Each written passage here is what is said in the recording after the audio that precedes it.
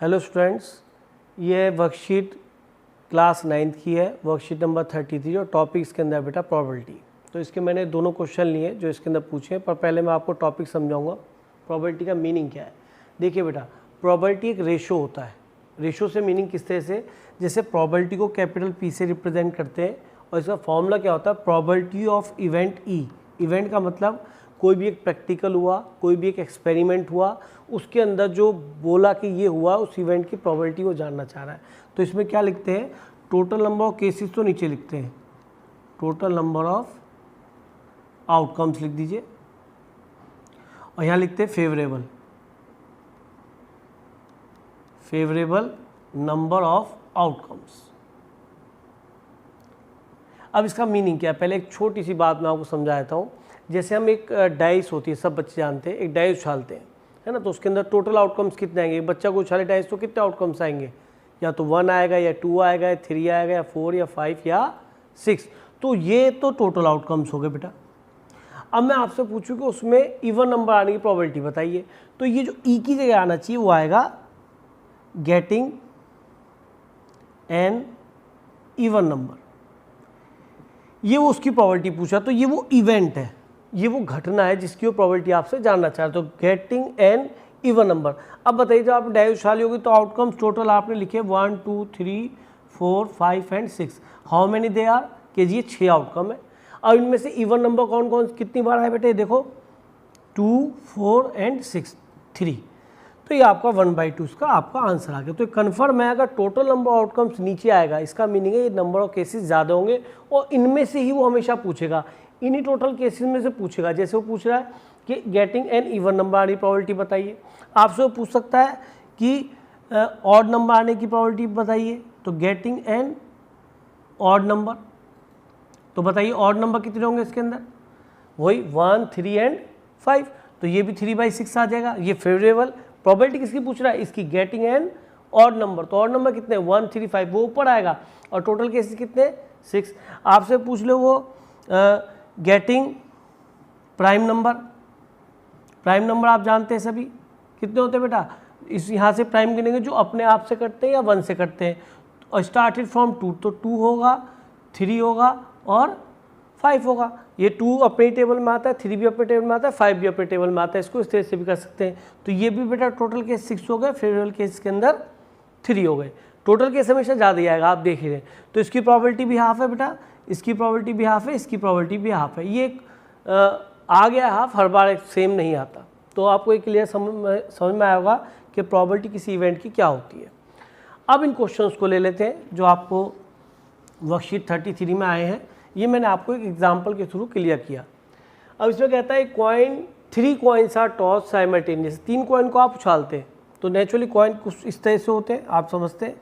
अब यहाँ पे आपको सबको पता है कि यहाँ पे या तो हेड टेल आ सकता है, या फिर हेड टेल आ सकता है, या हेड टेल आ सकता है। यानी कि 3 कॉइन में क्या क्या क्या केसेस बनेंगे, सर हेड हेड हेड आ जाए, या तीनों में टेल टेल टेल आ जाए, या पहले हेड फिर 2 टेल आ जाए, या फिर एक टेल फिर एक हेड फिर टेल आए, फिर टेल आए, फिर टेल आए और फिर हेड आए। तो ये वो वाले केसेस में 2 टेल आए और 1 हेड आया। ये कौन से केसेस जिनमें तीनों हेड या तीनों टेल आए। अब तुम ये भी सोचोगे, ऐसा भी हो सकता है कि तीनों 2 हेड आ जाए और 1 टेल आ जाए। तो टेल को अब की बार बीच में ले लेते हैं, इस बार टेल को इधर ले लेते हैं। इससे 3 केस यही बनेंगे, 3 ये 6, टोटल 8 केस होते हैं। यानी अगर हम एक बार उछालें, अगर एक बार तीनों कॉइन लिए हाथ में रखे और कितनी बार उछाला, एक बार, तो ये 8 पॉसिबिलिटी है। लेकिन अगर तीनों कॉइन्स को हम लगातार कितनी बार उछालें, 200 बार उसने लिखा यहाँ पे। तो अब ये कहना चाह रहा है आउटकम्स किसके लिए, कि 1 हेड आया हो। 1 हेड का मतलब ये वाला केस, 1 हेड पहले भी आता है, बीच में भी आता है, बाद में भी आता है। यानी कि ये 1 हेड आया तो 23 केस बनेंगे। उनमें 200 में से 23 बार ये सेट आया होगा। 2 हेड आए हो, 2 हेड इसमें आए, 2 1 हेड ये रहा, 1 हेड ये रहा, तो ऐसा 72 टाइम्स होगा जब 2 हेड आए होंगे। 3 हेड्स आए हो, तीनों हेड, ऐसा 77 टाइम्स होगा। और नो हेड, कोई भी हेड ना आए, यानी कि तीनों के आ गए टेल, तो ऐसा 28 बार होगा। तो आपकी समझ में आ गया कि एक बार उछालने पे तो 8 केस बनते हैं और अगर ऐसी सेट को दूसरी बार, तीसरी बार, चौथी बार, इसकी कितनी बार उछालें बेटा? 200 बार। तो एक हेड साथ में 2 टेल 23 बार आए होंगे, 2 हेड साथ में 1 टेल 72 बार आए होंगे, तीनों हेड लाइक दिस ये आया होगा कितनी बार? 77 बार, यानी 77 टाइम्स, और 9 हेड यानी कि साइड टेल कितनी बार होंगे? 28 बार। तो ये टोटल मिला के आपका 200 ही बन रहा होगा, चाहे आप इसको चेक कर लीजिए। तो आपने एक 3 कॉइन्स को एक साथ कितनी बार उछाला? 3 कॉइन को एक साथ कितनी बार उछाला? 200 टाइम्स। ठीक है जी। अब प्रोबेबिलिटी का क्वेश्चन स्टार्ट होता है। प्रोबेबिलिटी में उसने पूछा क्या है? Probability of event T the coin is toss simultaneously, ये तो हो गया। Compute the probability getting 2 heads, तो ई की जगह क्या लिखा जाएगा बेटा यहाँ पे? Getting 2 heads. अब मुझे बताइए टोटल नंबर ऑफ केसेस कितने? फॉर्मूले के अकॉर्डिंग कि जी 200 बार आपने उछाला, इनमें से 2 बार हेड कितनी बार आया? 72 बार। ठीक है, तो ये आपका 8 9 72, 8 से 25 8 200, तो ये हो गया 9/25 आपका रिजल्ट हो गया। और हमेशा देखो मैंने कहा था ये एक से कम ही वैल्यू आएगी, पॉजिटिव आएगी, तो ये क्वेश्चन ओवर हो जाता है। आप क्वेश्चन इस पर आते हैं। ये बड़ा अच्छा क्वेश्चन है और ये 9th क्लास में काफ़ी बार पूछा भी जाता है। The percentage marks obtain of by a student in the monthly unit test is given by, पहले यूनिट टेस्ट में उसके 69 मार्क्स आए, 69%। दूसरे यूनिट टेस्ट में यानी दूसरा जो हुआ टेस्ट उसमें 71% आए, और 3 में 70, फोर्थ वाले में 73, और फोर्थ वाले में 68, और फिफ्थ वाले में 74% मार्क्स आए।